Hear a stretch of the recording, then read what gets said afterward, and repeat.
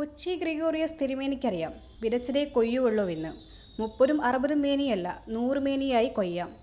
പാത്രിയാർക്കീസിന്റെ കൽപ്പനയും photo തലകീഴായും കോലവും കത്തിച്ചപ്പോൾ Gregorios തിരുമേനിക്ക് വേദനിച്ചു. ഇതൊന്നും ചെയ്തത് മലങ്കര ഓർത്തഡോക്സ് സഭാവിശ്വാസികളല്ല, പാത്രിയാർക്കീസ് ബാവയുടെ കുഞ്ഞാടുകളായ ക്നാനായക്കാരാണ്. ഓർത്തഡോക്സുകാർ ഒരിക്കലെങ്കിലും എതിർപക്ഷത്തെ ആർക്കെങ്കിലും എതിരായി ഇത്തരമൊരു നികൃഷ്ട പ്രവൃത്തി ചെയ്തതായി തെളിവ് തരാമോ? എന്നിട്ടിപ്പോൾ ക്നാനായക്കാർക്കെതിരെ യാക്കോബായ സിനഡിന്റെ ലേഖനം പോലും. എന്തൊരു തമാശ!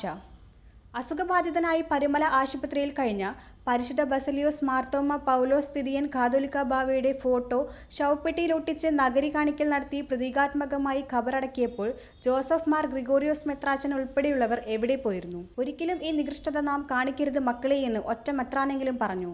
കൂടാതെ അദ്ദേഹം കാലം ചെയ്തപ്പോൾ എന്തൊക്കെ വികൃതികൾ കാട്ടിക്കൂട്ടി. സോഷ്യൽ മീഡിയയിൽ നിറഞ്ഞാടിയില്ലേ? അപ്പോൾ വിതച്ചത് കൊയ്യുമെന്ന് ഇനിയെങ്കിലും മനസ്സിലാക്ക്. കൊടുത്താൽ കൊല്ലത്തല്ല ചിങ്ങവനത്തും കിട്ടും. എല്ലാത്തിനും കൂലി ഇരട്ടിയായി വരമ്പത്ത് തന്നെ കിട്ടും. അതുകൊണ്ട് കത്തിച്ചതിൽ ആരും പരിതാപിക്കേണ്ട കാര്യമില്ല. യാക്കോബായ വിഭാഗത്തിന്റെ ക്ഷണപ്രകാരം യാക്കോബായ സിനഡിൽ ക്നാനായ സമുദായത്തിന്റെ വലിയ മെത്രാപ്പൊലീത്തായും ആർച്ച് ബിഷപ്പുമായ കുര്യാക്കോസ് മാർ സെവോറിയോസും അതിലെ വിഘടനവാദികളായ മേഖലാ മെത്രാന്മാരും ഒരുമിച്ച് സംബന്ധിക്കുകയും വലിയ മെത്രാപ്പൊലീത്ത എഴുന്നേറ്റ് നിന്ന് കൈകൂപ്പി തന്റെ ഭാഗം അവതരിപ്പിക്കുകയും ക്നാനായ ഭരണഘടനയിലെ പാത്രിയാർക്കീസിന്റെ അധികാരാവകാശങ്ങളെക്കുറിച്ച് പരാമർശിക്കുന്ന ഭാഗങ്ങൾക്ക് യാതൊരു ഭേദഗതിയും വരുത്തില്ലെന്ന് ഉറപ്പിച്ചു പറയുകയും ഒരുമിച്ചിരുന്ന് ചർച്ച ചെയ്ത് ഒരു തീരുമാനത്തിൽ എത്തുകയും ചെയ്തു. യോഗം പിരിഞ്ഞ ശേഷം പൊടുന്നനെ എന്ത് സംഭവിച്ചിട്ടാണ് സസ്പെൻഷൻ എന്ന ഇൻഡാസമായി പാത്രിയാർക്കീസ് ബാവ വന്നത്? അതിനെന്തേ ഗ്രിഗോറിയസ് തിരുമേനി മൗനം പാലിക്കുന്നു? അങ്ങയുടെ നേതൃത്വത്തിൽ ഒരു കമ്മിറ്റിയെ രൂപീകരിച്ചിട്ട് എന്തു പറ്റിയെന്ന് വെളിപ്പെടുത്തണം.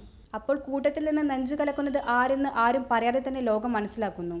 സ്വതന്ത്ര ഭരണഘടന ഉണ്ടായിരുന്നതുകൊണ്ട് പ്രശ്നങ്ങൾ ഒന്നും ക്നാനായക്കാർക്ക് ഇല്ലായിരുന്നുവെങ്കിലും ഇന്ന് വരെ നിങ്ങളോടൊപ്പം നിന്നതല്ലേ സെവോറിയോസ് തിരുമേനി? എന്നിട്ട് അദ്ദേഹത്തിന്റെ കണ്ണുനീർ ദേവാലയത്തിൽ വീണെങ്കിൽ അതിന് ഉത്തരവാദിത്തം അങ്ങേക്കുമില്ലേ?